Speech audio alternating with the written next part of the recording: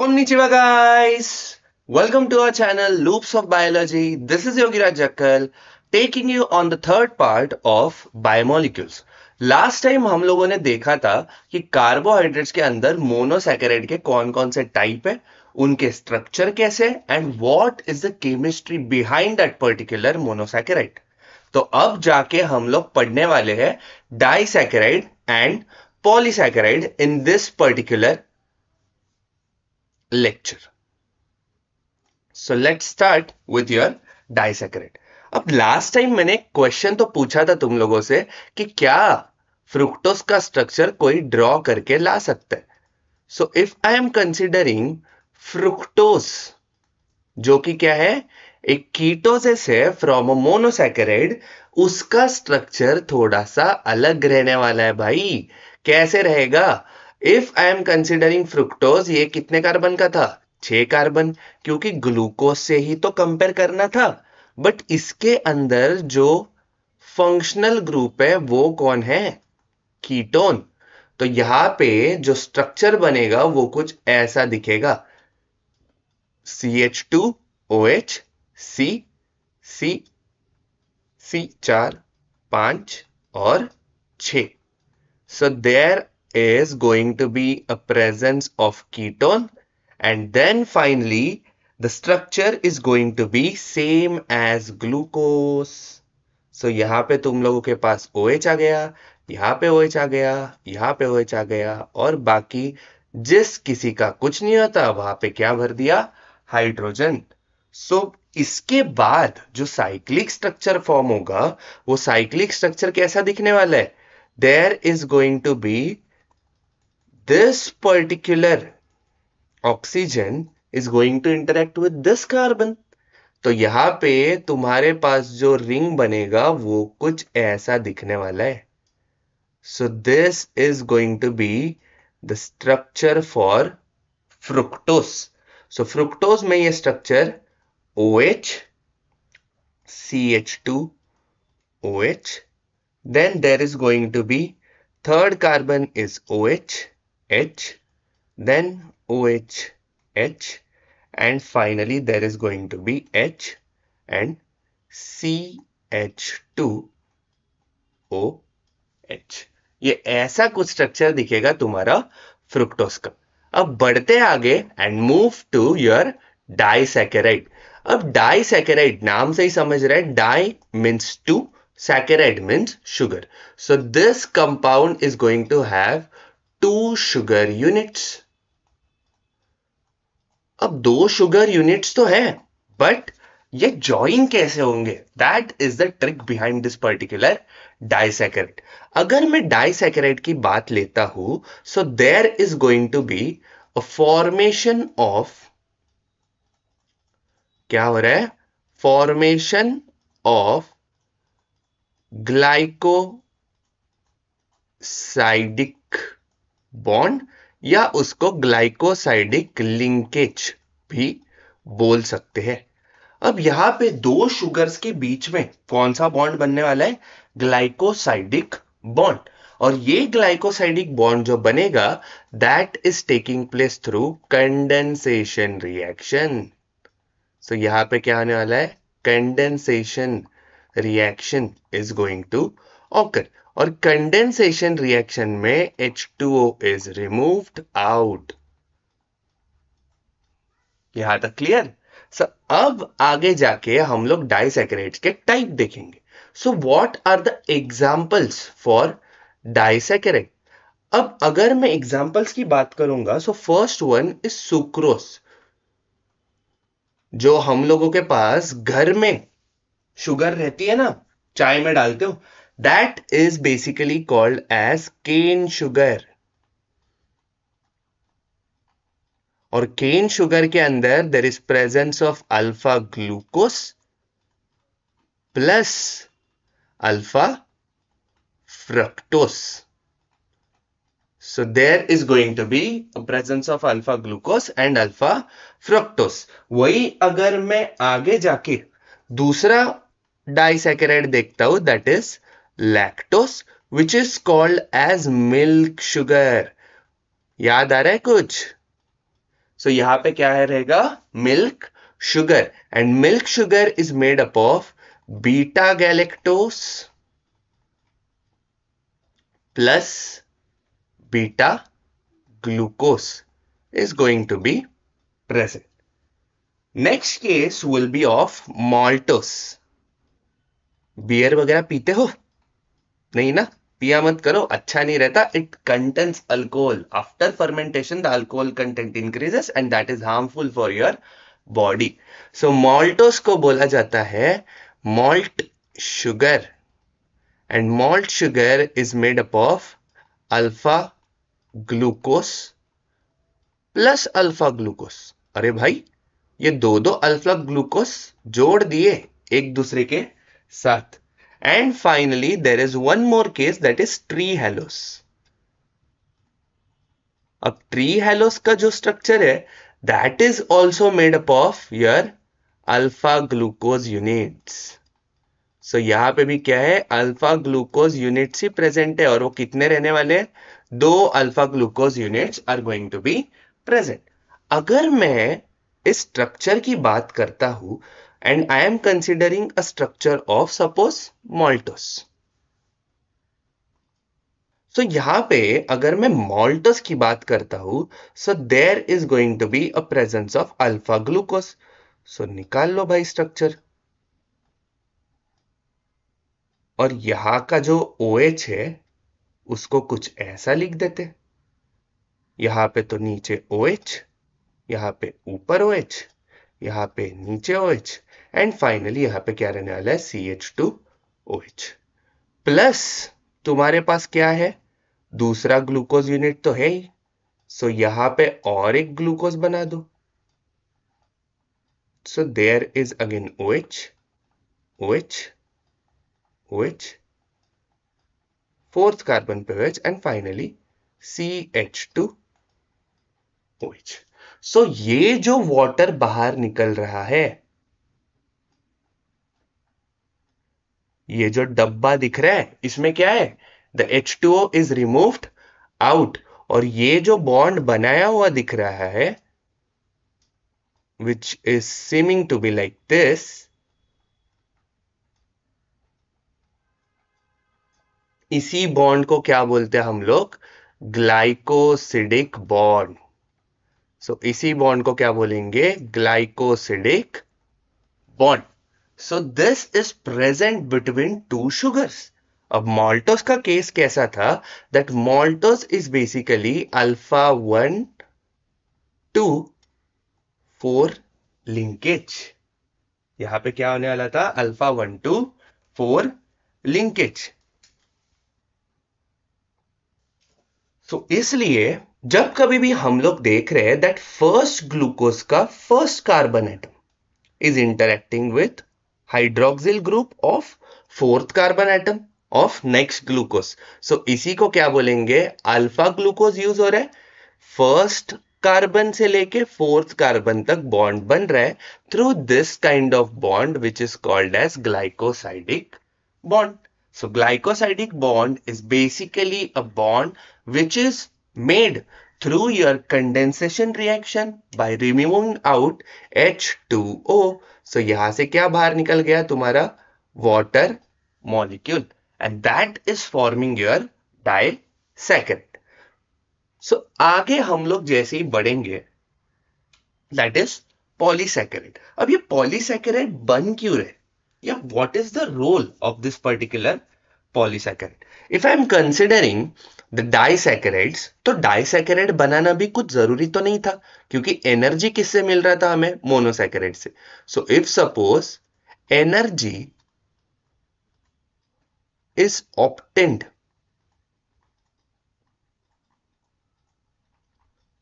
through monosaccharide, energy किससे मिल रहा था भाई मोनोसैकेराइड से. अब ये मोनोसैकेराइड से एनर्जी मिल रहा है बट स्टिल जब एनर्जी की जरूरत नहीं है when energy is not needed.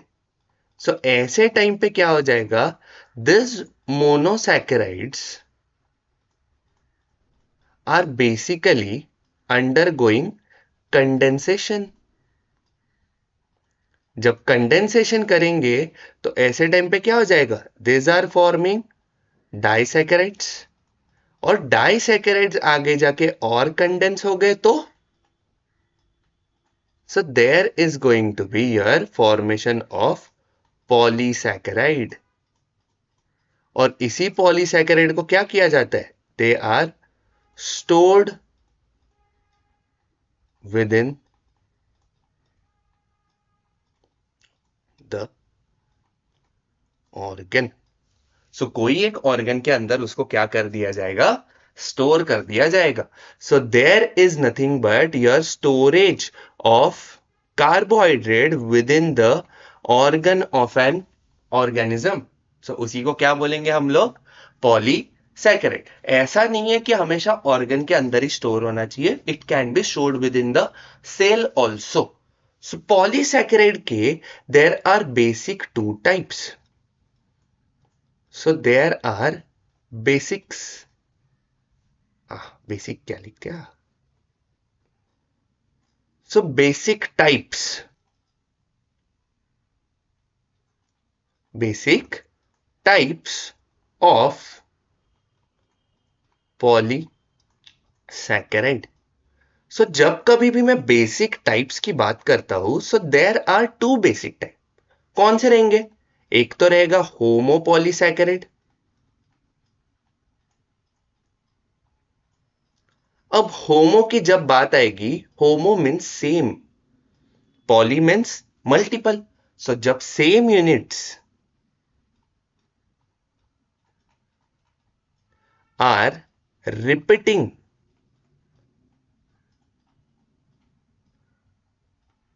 multiple times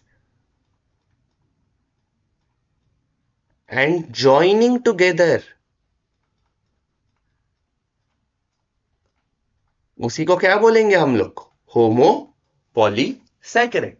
वही अगर मैं दूसरी बात लेता हूं, जब यूनिट्स अलग अलग रहेंगे, so that is nothing but hetero polysaccharide. तो जब कभी भी मेरे पास different sugar units, different sugar units are repeating,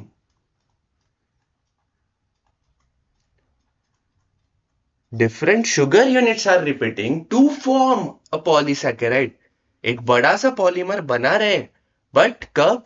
जब मेरे पास अलग अलग टाइप के शुगर यूनिट क्या होने वाले? रिपीट होने वाले। ऐसे टाइम पे हम लोग क्या बोलेंगे उसको? Hetero polysaccharide.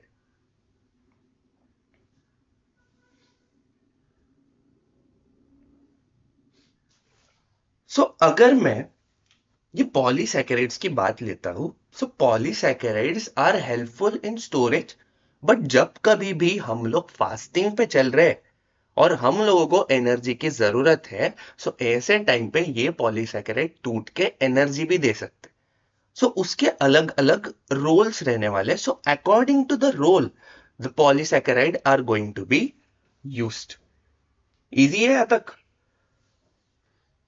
So next part is nothing but your first type of polysaccharide, that is nothing but starch. So now starch exists in two different forms. अब ये कौन से दो डिफरेंट फॉर्म है? फर्स्ट वन तो रहेगा लीनियर स्टार्च। ठीक है, यहां पे कोई भी ब्रांच पांच दिखने नहीं वाला है। सो देयर सीधा सीधा अपना चलने वाला starch. So the starch is basically a stored food in plants. So plants के अंदर आफ्टर फोटोसिंथेसिस जो फूड स्टोर होगा उसी को क्या बोल रहे हैं हम लोग? स्टार्च। सो ये स्टार्च के भी basic there are going to be two different types. एक रहेगा भाई लीनियर और दूसरा रहेगा ब्रांच टाइप। सो लीनियर को बोलते हैं हम लोग अमाइलोस। क्या बोलेंगे? अमाइलोस। लोस, अमाइल वर्ड आ गया वापस. सो अमाइल वर्ड के लिए क्या बोला था? It is related to carbohydrate. And branched one is called as amylopectin. So there are basic two types of starch, amylose and amylose pectin. अब ये amylopectin या amylose बने किससे? So starch is a polysaccharide. ये खुद तो polysaccharide है, but इसके जो मोनोमर रहने वाले हैं, this monomer are very very simple. So these are nothing but your alpha glucose units. So there is going to be alpha glucose units are going to be repeated. So इसमें difference क्या हो गया? इसके linkage के number पे या linkage के style पे. अगर मैं कंसिडर करता हूं अमाइलोस और सीधा सीधा चेन बनाना चालू करता हूं, ठीक है, अगर मैं ऐसा कुछ यूनिट कंसिडर कर रहा हूं दैट इज अमाइलोस और सीधा सीधा चेन बनाना चालू कर रहा हूं with the same linkage pattern, with a same linkage pattern. So ऐसे टाइम पे क्या होने वाला है? That in case of amylose,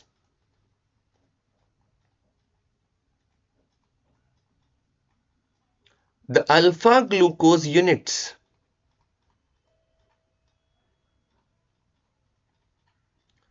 are in linkage of alpha 1 to 4. So first carbon का OH group and fourth carbon का OH group of alpha glucose जब multiple units में रिपीट होगा, that is called as amylose. अगर मैं amylose का structure देखता हूं, so that will seem like this.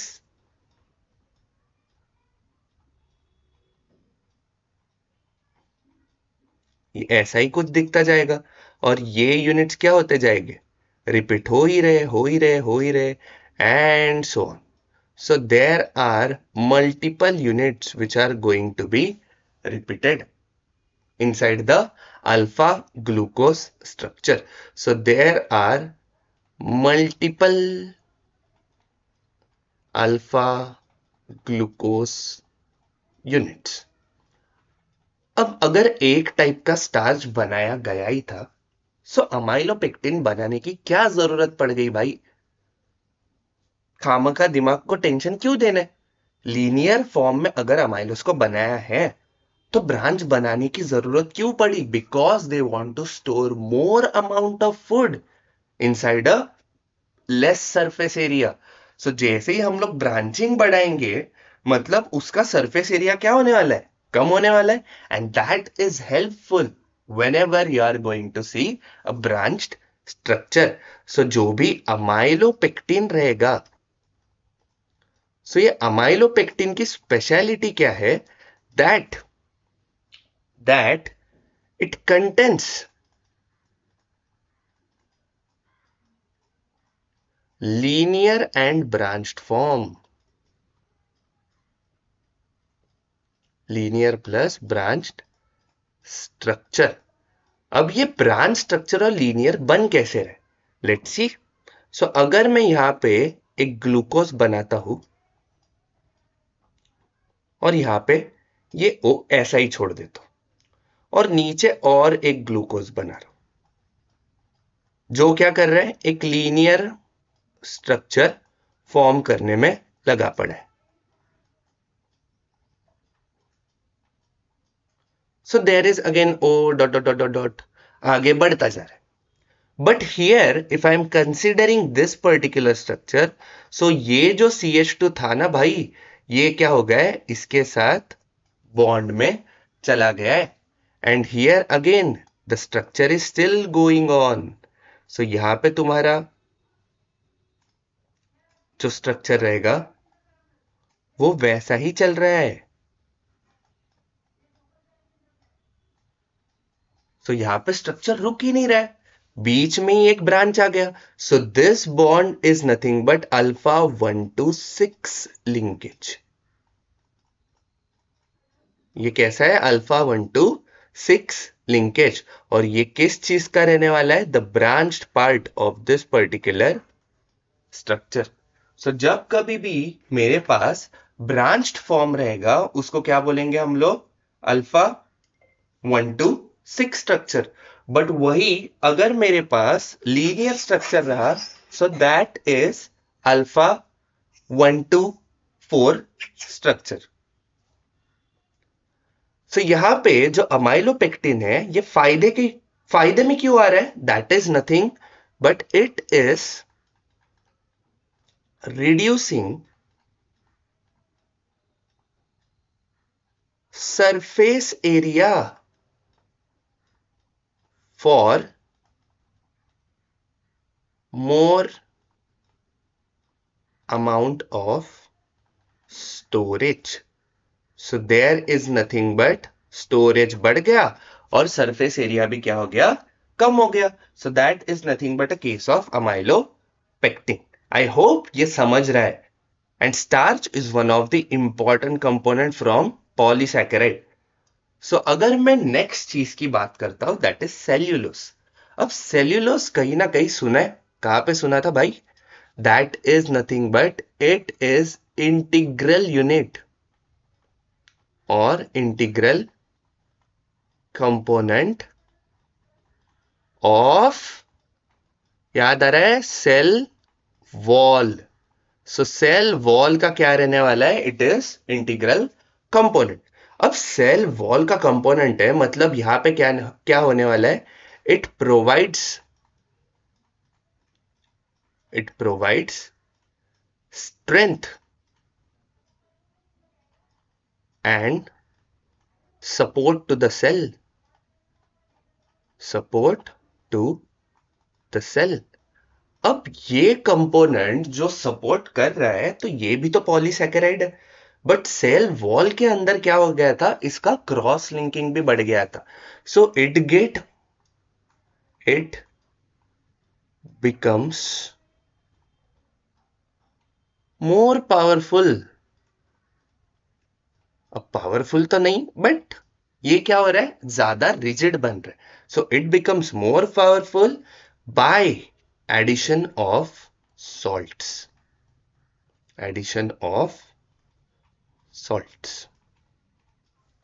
Clear? अब सेल्यूलोज बना है तो सेल्यूलोज कहां प्रेजेंट रहने वाला है? Mostly in plant cells. और अगर मैं सेल्यूलोज की बात करता हूं so this is again your polysaccharide.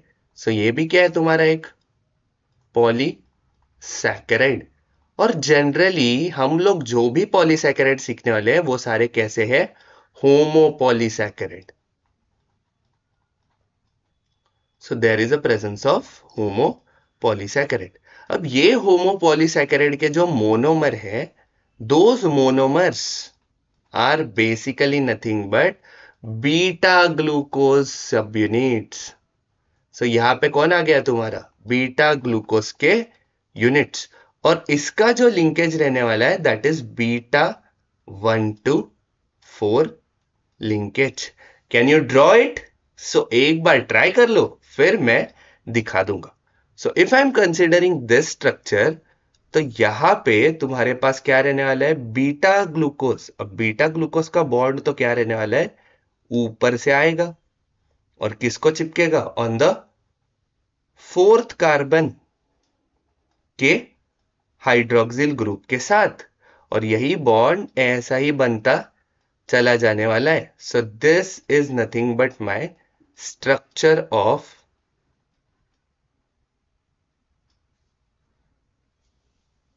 cellulose. So this is nothing but my structure of cellulose. So this one are nothing but my beta glucose. अब यहाँ पे जो इनकम्प्लीट स्ट्रक्चर है CH2OH वाला वो तुम लोग भर सकते हो. ये तुम लोगों को अब आइडिया आ चुका है। अगर नहीं आया so go and check out my video on the structures of monosaccharide. So यहां पे अगर मैं अगला पार्ट देखता हूं, that is nothing but your next polysaccharide, that is glycogen. अब ये glycogen it is stored, it is stored in liver. So ये क्या हो रहा है, लिवर के अंदर स्टोर हो रहा है। And this is basically formed, it is formed when the body do not require energy and glucose is still in high concentration। और कहां पे रहेगा हाई कॉन्सेंट्रेशन में, इन ब्लड। जब ब्लड के अंदर बहुत ज्यादा ग्लूकोज प्रेजेंट है and body does not require energy, so ऐसे टाइम पे क्या होने वाला है, तुम्हारा ग्लूकोज सारा का सारा एनाबॉलिज्म में चला जाएगा and finally it will form glycogen. अब ये ग्लाइकोजन जो बनता है it is similar to starch. और स्टार्च में भी किसके साथ सिमिलर रहेगा, विथ अमाइलोपेक्टिन। सो यहां पे ये स्टार्च के भी कौन से कंपोनेंट के साथ सिमिलर है, दैट इज अमाइलोपेक्टिन। अब अमाइलोपेक्टिन याद रहेगा, सो इसके अंदर क्या था, लीनियर प्लस ब्रांच्ड सीन। अब लीनियर कैसा था, अल्फा 1 to 4, ब्रांच कैसा था, अल्फा 1 to 6। सो इससे ये तो पता चल गया दैट मोनोमर अब सिमिलर है, मतलब मोनोमर तो क्या रहने वाला है, alpha glucose. So alpha glucose है, ब्रांच भी है, तो डिफरेंस क्या हो गया अमाइलोपेक्टिन और ग्लाइकोजन के अंदर। So if the branched is seen, it repeats after 1 to 2 linear units of glucose। जब कभी भी 1 से 2 या मैक्सिमम 3 यूनिट्स के बाद तुरंत ब्रांच आने वाला है, suppose there is 1 glucose, there is another glucose, there is another glucose, there is another glucose, जोड़े जा रहे, बट यहां पे सपोज यहां पे ब्रांच आ गया, अब 2 यूनिट्स के बाद वापस ब्रांच आ गया। So this case is nothing but a glycogen case. But वही अगर स्टार्च में देखे, if I am considering this about starch, तो स्टार्च के अंदर ग्लूकोज के यूनिट रिपीट होते ही जाते हैं अराउंड 4 से 6 यूनिट के बाद। अब सपोज यहां पे आ गए, तो यहां पे एक ब्रांच आ गया एंड फाइनली ग्लूकोज वापस रिपीट होते जा रहे हैं। सो इट डिपेंड्स कि दो ब्रांचेस के बीच में कितने रिपीटिंग यूनिट्स है। So if I am considering starch, तो वहां पे क्या हो रहा है, the repeating units are more in number as compare to the repeating units in glycogen. सो ग्लाइकोजन के अंदर 2 ब्रांचेस के बीच में the repeating units are very very less, that's why it is more condense and it will store in more amount. So this is basically more condensed than starch. I hope ये clear हो गया। यहां पे क्या होने वाला है, in the glycogen, that is if suppose this is branch 1, this is branch 2, तो यहां पे बस 2 ही रिपीटिंग यूनिट्स है। बट वही अगर मैं स्टार्च की बात करता हूं, तो यहां पे क्या हो गए, टोटल 3 से 5 repeating unit are going to be there. So branches are far apart from each other in case of starch, while they are close to each other in case of glycogen, due to which your glycogen becomes more condensed than that of starch. So अब हम लोगों ने सीख लिया that what are the basically carbohydrates, what are monosaccharides, what are disaccharides, what are polysaccharides and उनके types and structure. But कोई भी चीज हम लोग जो सीख रहे हैं उसका कोई ना कोई सिग्निफिकेंस होना बहुत ज्यादा जरूरी है. So if I am considering about significance of carbohydrate, तो पहला significance तुम लोग पल के झपकते ही बता दोगे. That is nothing but they provide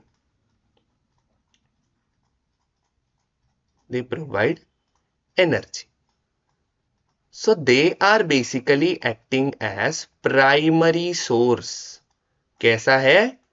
Primary source for energy. Easy peasy. अब नेक्स्ट पॉइंट, और क्या बताया था कार्बोहाइड्रेट्स के बारे में? याद आ रहा है कुछ 5th चैप्टर से? Those are working as receptor molecules. So the carbohydrates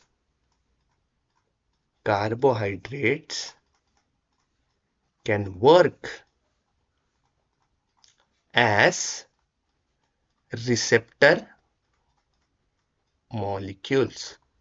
So यहां पे रिसेप्टर की तरह भी काम कर सकते हैं. कौन? तुम्हारे carbohydrates.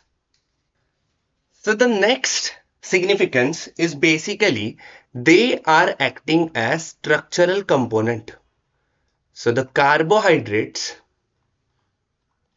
acts as structural components. अब स्ट्रक्चरल कंपोनेंट में सेल वॉल आ गया.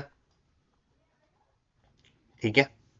So there is also a case called as exoskeleton. There is going to be your protecting units. अब ये चीज क्या है? If I am considering a protecting unit or a cross-linking molecule, तो यहां पे this protecting unit is basically like a cross-linking system. अब ये cross-linking system जो रहने वाला है, so this system is present inside your ovum. So यहाँ पे ओवम के बाजू में there is going to be some cells called as corona radiata. ठीक है. So क्रॉस लिंकिंग सिस्टम कहां पे दिख रही है? ओवम के अंदर. और उसके बाजू में क्या है? there is going to be a cells called corona radiata. अब ये सारे सेल्स को जोड़ के रखने के लिए there is a presence of polysaccharide called hyaluronic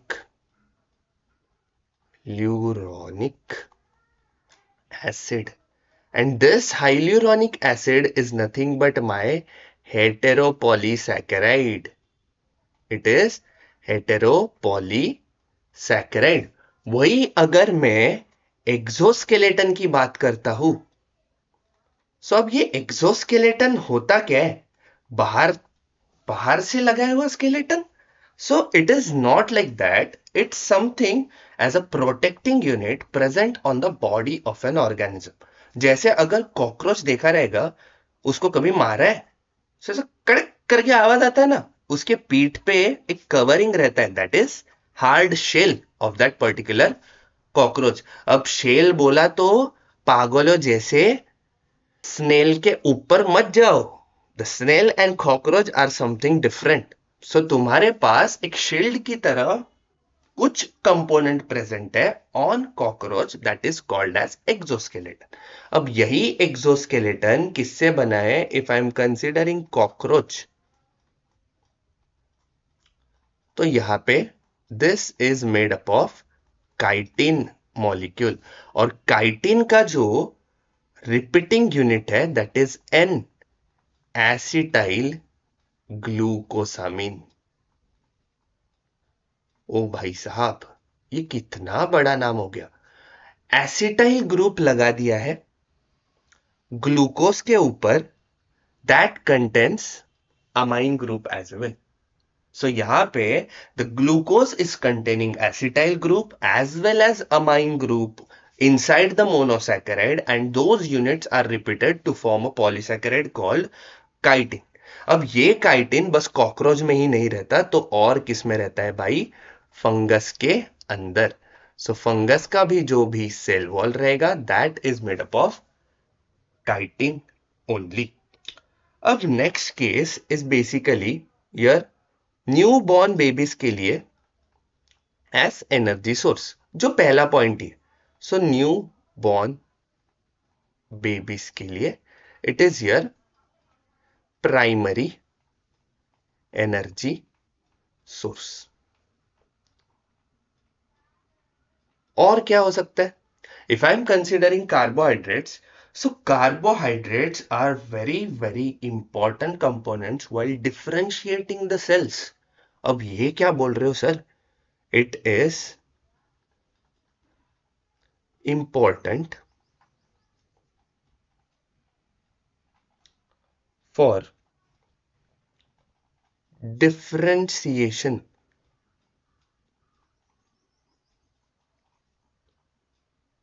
of cells. So तुम्हारे जो आरबीसीज है those are nothing but red blood cells. हम लोग बोलते हैं ना ये हमारा ब्लड ग्रुप ए है, हमारा ब्लड ग्रुप बी है या हमारा ब्लड ग्रुप ए बी है. This is completely dependent on surface carbohydrates on RBCs. If suppose this is my RBC, ये क्या है? हमारा आरबीसी है. सो इसके ऊपर कौन सा कार्बोहाइड्रेट चिपका है? That is going to decide the blood group of that particular human or organism. So it is important for differentiation of cells for deciding blood group. Deciding blood group. और क्या हो सकता है? That is nothing but it is a storing unit. ठीक है. सो ये क्या कर दिया जाएगा? स्टोर कर दिया जाएगा फॉर फ्यूचर एनर्जी पर्पस. जब कभी भी एनर्जी डेफिशिएंट हो जाएगा बॉडी, तब बॉडी को एनर्जी देने के लिए ये स्टोर्ड कार्बोहाइड्रेट ही क्या होने वाला है? यूज होने वाला है. And that is stored in the form of glycogen and starch. So this is basically seen through glycogen and starch. अगर हम लोग प्रोटेक्शन की बात करें, that is nothing but structural component. So यहां पे बहुत कंपोनेंट्स आने वाले हैं. That is nothing but here in case of cell wall, cellulose, lignin, hemicellulose, suberin. So this are one of the components of cell wall. और अगर कुछ use रहेगा कार्बोहाइड्रेट का, किसी को कुछ आइडिया नहीं आ रहा? So that is nothing but in research field. अगर सपोज मुझे कोई एक बैक्टीरिया को मारना है और उस बैक्टीरिया को मारने के लिए I am looking for a specific carbohydrate present on it surface. So उसी के ऊपर जाके अटैक करने के लिए आई हैव टू नो कि कहां पे जाके ये अटैक होना चाहिए और कौन से बैक्टीरिया पे होना चाहिए. So for targeted drug delivery it is also used. But ये टारगेटेड ड्रग डिलीवरी करने के लिए भी तुम्हारे लिए basically this is use for formation of और सिंथेसिस ऑफ एंटीबायोटिक्स. सो यहां पे क्या होने वाला है? Synthesis of antibiotics. These are one of the significances of carbohydrate. I hope you have enjoyed this particular lecture, and if you want to look for the mechanism for formation of glycosidic bond and how the particular cyclic structure of glucose is formed, please follow my channel. Please subscribe to it and click on that particular bell icon so that you will be able to get notification immediately as soon as I will upload this particular video. Please Do not forget to like, subscribe and share this particular video among within your friends. Thank you guys. Bye bye. See you in the next video.